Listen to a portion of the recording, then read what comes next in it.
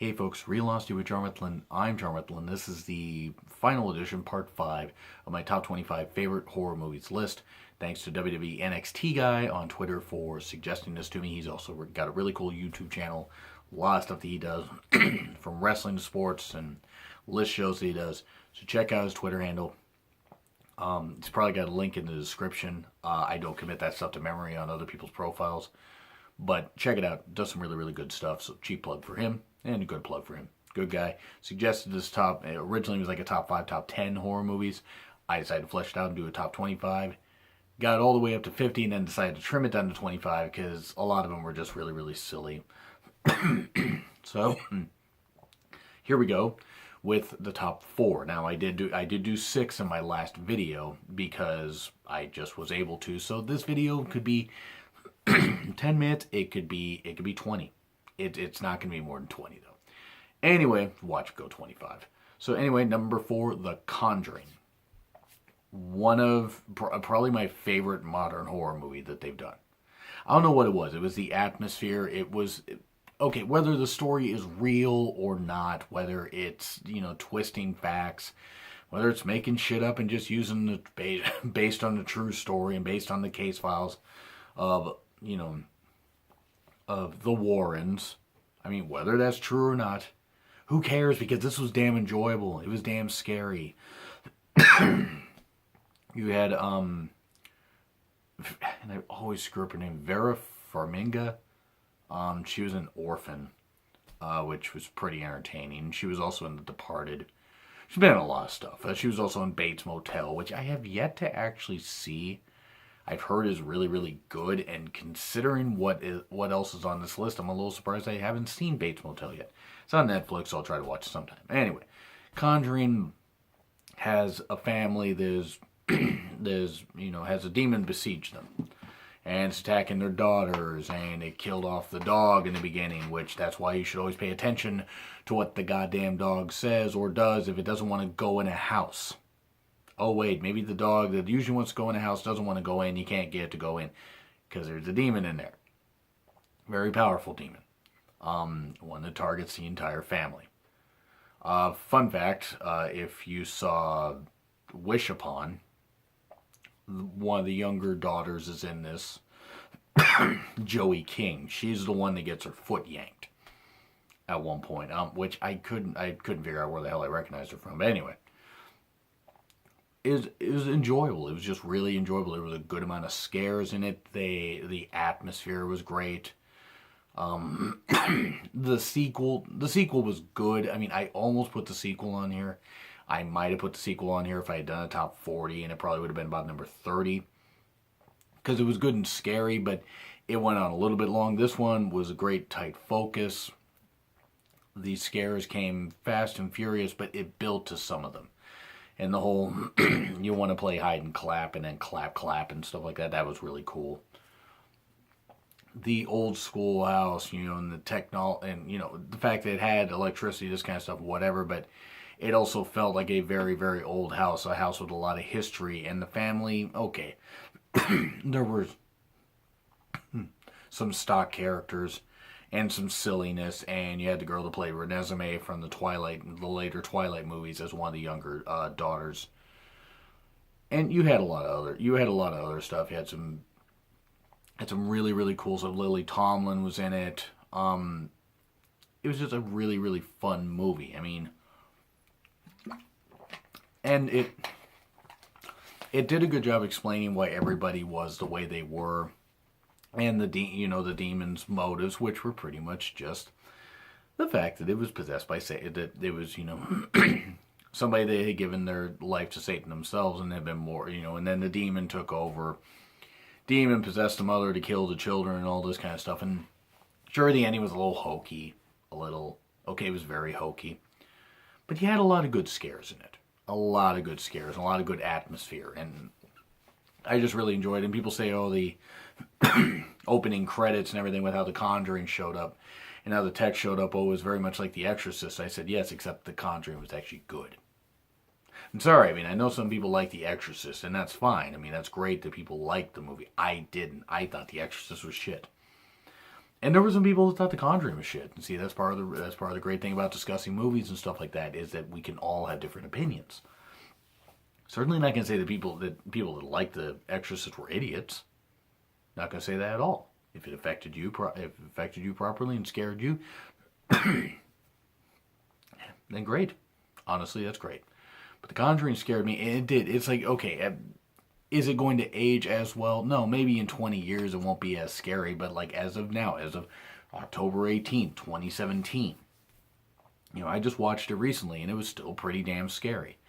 Some good chills about it. And it's good stuff. I mean, I almost put Orphan on here, and then I realized, nah, Orphan was silly. I wouldn't have put it in my top 5, don't get me wrong, but I would have put it in the top 30. But oh well. Conjuring was enjoyable. Really good stuff. Number 3, Silence of the Lambs. Anthony Hopkins, Jodie Foster, a host of other great characters. That ending sequence with the night, with the night, just hunting for Buffalo Bill and stuff like that, and just the terror of it. You really can't beat that. And Anthony Hopkins' performance was just wonderful. Jodie Foster getting certain fluids thrown on her in jail when she was passing through the jail. That was something I really could have just done without. But hey, they did a great job with the visceral horror of it. But Anthony Hopkins was great, and how are you going to find this killer? Oh, this is gives the motives of the killer and da-da-da-da-da and this kind of stuff. And Anthony Hopkins was great. Him and Jodie Foster just played off each other so well. This was pretty much a landmark role for Jodie Foster. I don't know if she ever really hit the big heights that she hit with this. I mean, I know she had other movies after this, and she had other big movies after this. In fact, she was in Inside Man, which is pretty good. But Silence of the Lambs is just one of those where it's like, you had Buffalo Bill, the killer, the wearing the skin and tucking himself to pose. I mean, I'm not going to use all the language here, but then, give you all the images. It's really one of those where you have to see for yourself, but just, Silence of the Lambs was disturbing. Disturbing, well done, well crafted. Not a movie you can always watch, but a movie you need to watch. It does give an idea, though, on how you really need to be watchful of some of the people you talk to and get close to. And Buffalo Bill, a little bit scary, a little bit scary, a little bit disturbed. And I thought I was disturbed, but that's just the jokes I make. But just Anthony Hopkins, the amount of great roles that he's had, if this isn't at the top, it's top 3. I would almost have to think this would have to be at the top. Quotable lines: I ate his liver with fava beans and a nice Chianti. And I'm not going to do I can't do that. I can't do it like he does. But that and wearing the mask of the policeman, ripping his face off. Ouch. Good stuff. Really, really good stuff. Really disturbing. Realizing that he's been playing them just as much as they thought they were playing him. The police and everything, the FBI. But Silence of the Lambs, just great landmark movie. Really enjoyable. Can't really say anything bad about it. Because it's just really, really good. And now number 2. Some people thought this would be number 1. But it's the greatest slasher movie ever. And one of the greatest horror movies ever. Halloween 1978. John Carpenter, the music, Mike Myers, Jamie Lee Curtis, that opening scene with the kid doing the stabbing. Mike Myers as a kid. Being sent away. Donald Pleasance as Dr. Loomis. The bed sheet with the glasses on it and this kind of stuff. And the girl, thinking it's her boyfriend and getting killed. and then just the body count rising, but the build to it. And Jamie Lee Curtis as Laurie Strode. I hope I didn't screw that name up because I screwed it up before, but just that, Jamie Lee Curtis being known pretty much as a scream queen after this. For a period of years, Prom Night and all this stuff, just a great amount of roles that she had. And has built a career since. Hell, she was in the first 2 seasons of Scream Queens are probably the only 2 seasons of Scream Queens, because I don't think they're going to have a third one. I can't imagine they would. I don't think there's much more they can do. Because they had a Red Devil, and they had the Green Meanie, and I don't know what else you can do, really. I don't know if the ratings were there. But anyway, there was just so much build to it. And Mike Myers stalking his sister. And stalking her and this kind of stuff, and getting at people, killing them, doing some really, really, really good stuff. I mean, just really good visceral horror, but telling a good story. And Donald Pleasence, like, just a magnificent performance. I mean, probably the best that he had up to that point. Or at least maybe not the best he had up to that point, because he had tougher roles, like in war movies and everything. But that was probably the last great performance that he had. And everything else, I mean, he did well. I mean, he died, I think, in 95. So, and he wasn't doing as many movies after that. He did some schlock movies, like Warrior of the Lost World and Puma Man, which were 2 movies on MST. And he's called Puma Man the worst. Pretty much the worst movie that he was ever involved in. And Donald Pleasence had a very distinct voice. The whole thing was that the Boogeyman. Yes, it was. Or I believe so. Screw up that quote a lot, even though I love the movie. But Halloween, just nothing really can beat it as far as a slasher movie. It's one of the first, if not the first, mainstream slasher movie. One of. Now, I mean, obviously there were others. But it's the best Halloween movie. The best slasher movie, in my opinion. And that's it. Period. End of story. Except, one movie. One movie to me that's more scary. Psycho. 1960 Psycho. You tell me the human psyche isn't more scary.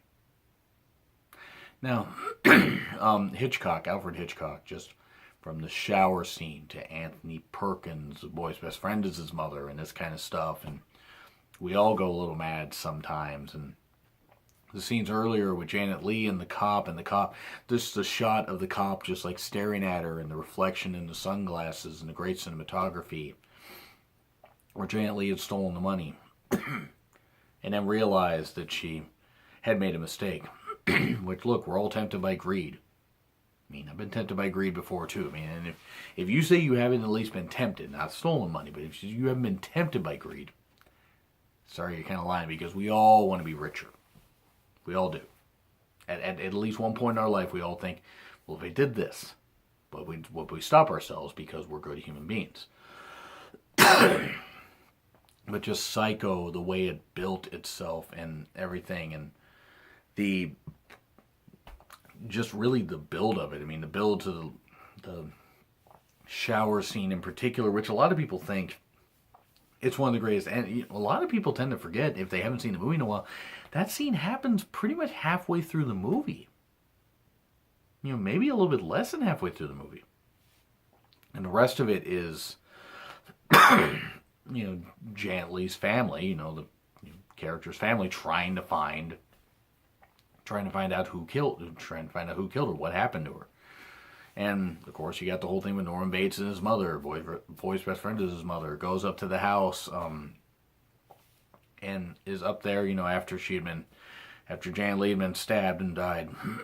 "Oh, Mother, what did you do? Oh, God, the blood. Look at the blood." Then runs back out of the house, mops up everything and whatever, and gets actually everything really, really clean. Remarkably, considering that mop didn't seem to be picking up all that much stuff. But the greatness of the cinematography and the feeling of you don't want to go to that part of the human mind. You just don't want to go there. We all have parts of our mind we don't want to visit. We all have thoughts that we wish we didn't. We all have thoughts that we don't want to revisit. We all have thoughts that we want to keep out of our heads. Psycho makes us tackle that stuff. Maybe that sometimes people just snap. We all go a little mad sometimes. My favorite line from the whole goddamn movie. That she quoted in Scream, which fit pretty well, even though Psycho's better than Scream. But Psycho is just one of those, I I think it was a Watch Mojo countdown that I saw, but they said is a movie that will still be relevant 100 years from now. Pretty accurate. That's that the world isn't blown up by 100 years from now or less. But Psycho's always going to be my favorite horror movie. Because it captures everything so well in the scene where, mother attacks the cop and the cop falls down the stairs, and just the way it's filmed and everything. And of course, Norman Bates dressed in, it's Norman Bates dressed as his mother. And just the scene at the end, it's like, I won't do anything. It's like, it's terrible when a mother has to condemn her own son, Well, it's like, that flies on my hand. I could swat it, but I won't. I'll just sit here and be quiet. They'll think, why, she wouldn't even harm a fly. And just that smile at the end, the words, it's like, if that isn't a chilling ending, I don't know what is. It's just one of the best horror movie endings ever. That one, Sleepaway Camp's on there, but it's further down. Maybe The Omen. And maybe Halloween, actually, if I had to think about it. But Psycho's my favorite horror movie of all time for a reason, for a lot of reasons. One of Hitchcock's finest, and one of the scariest, especially when you stop to think about it. Just being in the human psyche and the parts of our mind we don't want to revisit. And Anthony Perkins' performance is just one. He never topped that. And he was really young in Hollywood at the time. He did some good stuff, don't get me wrong. Did some other good horror movies, but by like Psycho 2, not Electric Boogaloo, even though that would have made it more interesting. Yeah, the bloom was off the rose by that point. But for this performance, Anthony Perkins, great. Just, my God, magnificent. Anyway, I hope you guys have enjoyed this top 25 favorite horror movies list. I may do a top 50 worst horror movies list sometime. I might do it in November. I don't think I'm going to have time to get to it in October. So I might do it in November. I might wait until January and start doing it. But I will be doing that at some point because there's a lot of shit to revisit. Why it's a top 50? Because I can think of a lot more worse than I can best. Anyway, that's what I gotta say. So what do you guys think of the list? Do you agree, disagree? What are some of your favorite horror movies? Are there least favorite horror movies you'd like me to talk about? Leave them in the comments and I'll let you know. Make sure to put worst horror movies and then put a list afterwards. So I don't think that you're calling some of these movies the best. Anyway, like, share, subscribe. Twitter link in the description. It's been Real Honesty with John Ritlin. I'm John Ritlin. I will see you all soon.